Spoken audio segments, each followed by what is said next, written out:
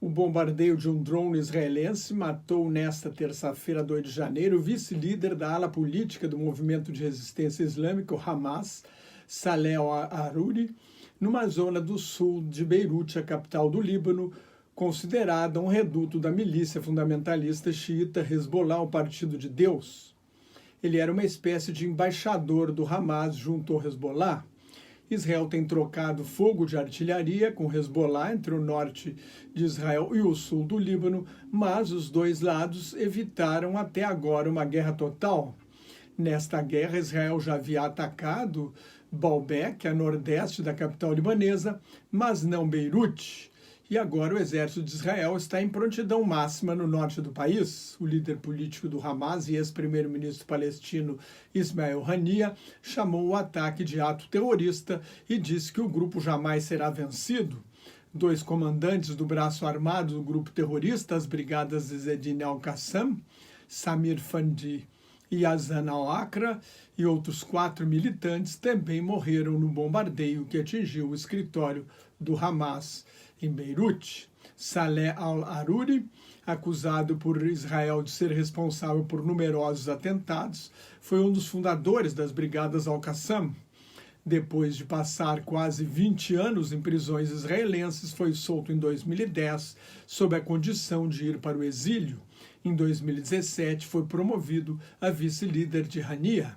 Sua casa na Cisjordânia ocupada foi destruída por Israel em outubro deste ano, no início da guerra, quando estava desocupada. Foi o primeiro assassinato de um alto dirigente do Hamas fora da faixa de Gaza e da Cisjordânia nos últimos anos.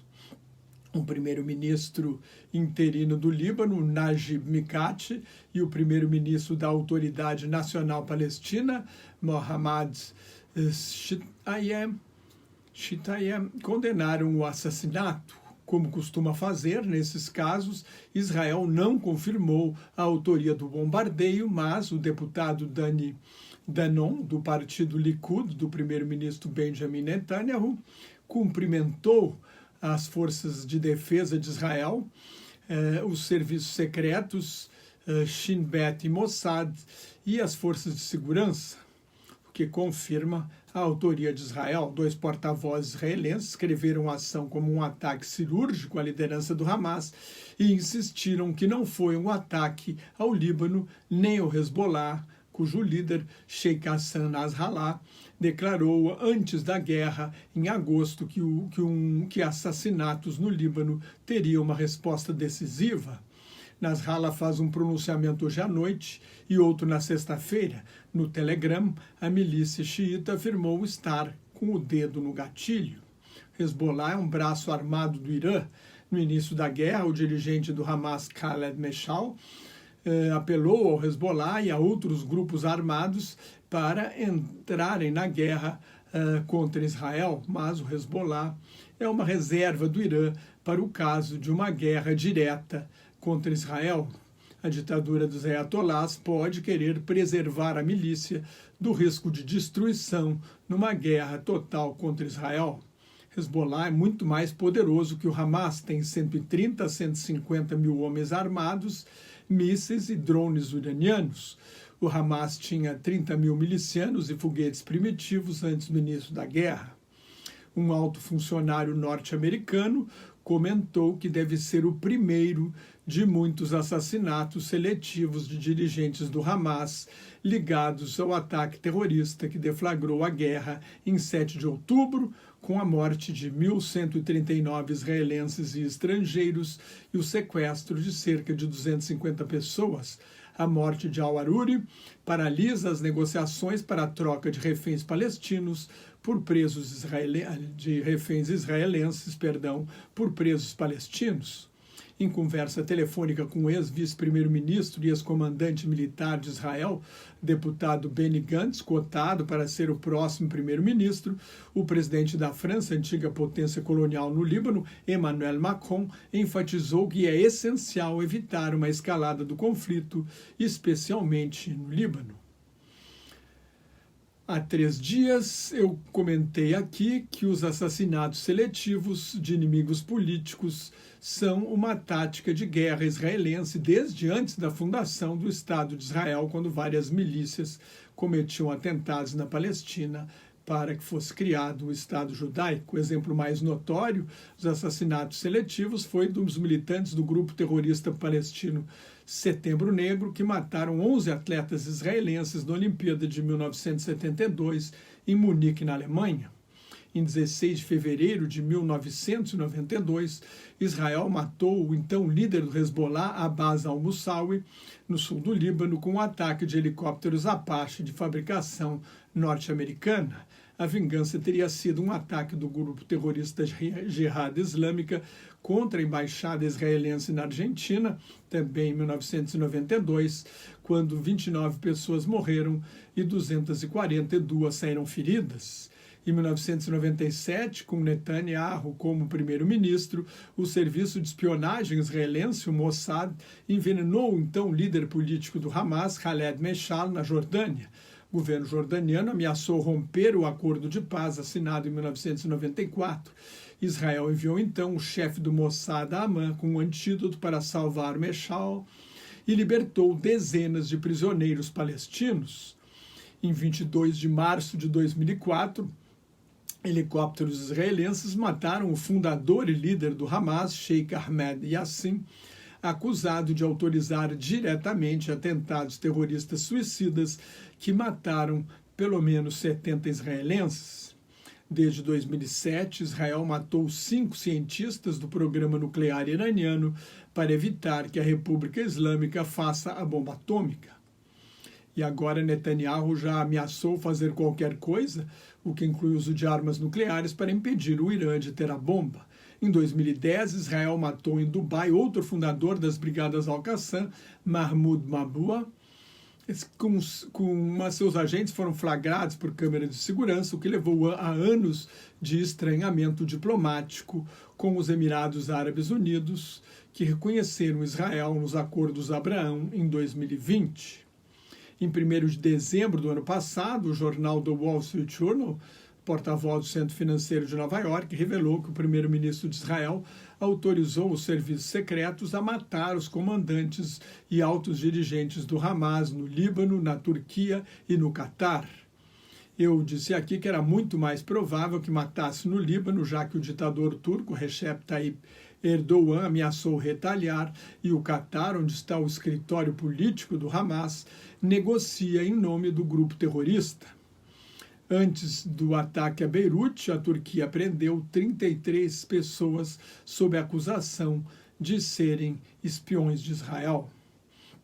No Natal, um bombardeio israelense matou em Damasco, na Síria, o general Sayed Ravi Mousavi, oficial de ligação da Guarda Revolucionária Iraniana com a ditadura de Bashar Assad. Durante a Guerra Civil Síria, Israel bombardeou a Síria mais de 2.200 vezes, visando principalmente alvos iranianos e do Hezbollah. Inevitavelmente, a morte de al-Aruri vai provocar retaliações do Hamas e aumentar o risco de ampliação do conflito e de maior envolvimento do Irã. O porta-voz do Ministério do Exterior iraniano, Nasser Kanaani, declarou que o sangue do mártir, sem dúvida, acenderá uma onda nas veias da resistência e motivará a luta contra os ocupantes sionistas, não só na Palestina, mas também na região e entre todos os que buscam a liberdade no mundo todo. Quem é o Irã? Uma ditadura que mata meninas que não usam o véu islâmico como a polícia de costumes acha correto e mantém na cadeia a ganhadora do Prêmio Nobel da Paz do ano passado para falar em liberdade. Ataques no Oriente Médio tendem a isolar ainda mais Israel na região e dificultar a normalização das relações com o mundo árabe, especialmente com a Arábia Saudita, cujas negociações estavam bem encaminhadas antes da guerra. Um dos objetivos do Hamas, ao atacar Israel, foi bombardear um acordo entre Israel e a Arábia Saudita. É altamente improvável que Israel cometa assassinatos na Europa e nos Estados Unidos. De qualquer jeito, assassinatos em qualquer parte do mundo vão insuflar ainda mais o antissemitismo e os protestos contra a guerra, que já são frequentes nas democracias ocidentais e nos países muçulmanos. Como não gravei no Ano Novo e ontem fiz uma retrospectiva de 2023 e perspectiva para 2024, quero falar de alguns acontecimentos dos últimos dias na guerra entre Israel e o Hamas. No dia 1º, Hamas lançou uma barragem de foguetes contra Israel como uma saudação de Ano Novo para mostrar não só que continua vivo, mas também que ainda tem capacidade ofensiva. O primeiro-ministro Benjamin Netanyahu insistiu que as discussões sobre o futuro da faixa de Gaza precisam esperar pela derrota do Hamas. Mas o ministro das Finanças, Bezalel Smotrich, um dos mais extremistas do governo, que já é o mais extremista da história de Israel, Smotrich é o líder do partido sionismo religioso. Ele quer expulsar a maioria dos palestinos e construir colônias israelenses, ou seja, reocupar e recolonizar a faixa de Gaza. O outro ministro, acusado de ser supremacista judaico, que já foi chamado de nazista no parlamento israelense, Itamar Ben-Gvir, da Segurança Nacional, criticou os Estados Unidos e defendeu a imigração de centenas de milhares de palestinos no que seria uma limpeza étnica, o que caracteriza crimes de guerra. Os Estados Unidos, a Europa, os países do Oriente Médio e o Sul global são totalmente contra qualquer tentativa de expulsar palestinos de Gaza. Nenhum desses dirigentes israelenses quer que os palestinos governem seu próprio destino.